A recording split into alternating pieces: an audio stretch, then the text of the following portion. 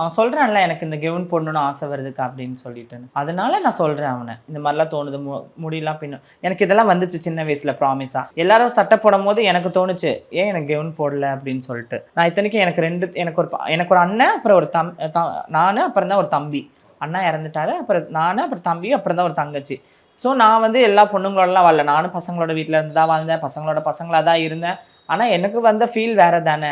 அது வந்து அது எப்படி நான் புரிய வைக்கிறதுன்னு தெரியல மக்கள்கிட்ட போயிட்டு. அவங்க உட்காந்துட்டு கமெண்ட் செக்ஷன்ல போடலாம். ஹார்மோன் சேஞ்சஸ்லாம் மாத்திரலாம், பண்ணிரலாம், வச்சிரலான்னு. அவங்க வீட்ல என்னைக்காச்சும் அப்படி வரும்போது நீங்க பண்ணி பாருங்க. அந்த தெரபிலாம் கூட்டிட்டு போய் பண்ணி பாருங்க. உங்களோட லக் மாறுனா ஓகே.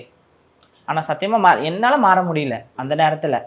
நான் அப்பலாம் எனக்கு எந்த வசதியுமே இல்லாத நேரத்திலேயே நான் வந்து இங்கேருந்து லாங்கா பம்பாய் வரைக்கும் ஓடுனேன். ஏன் ஓடணும் அப்படின்னா, அப்ப டாக்டர பார்த்துட்டு வீட்ல இருக்கலாமே.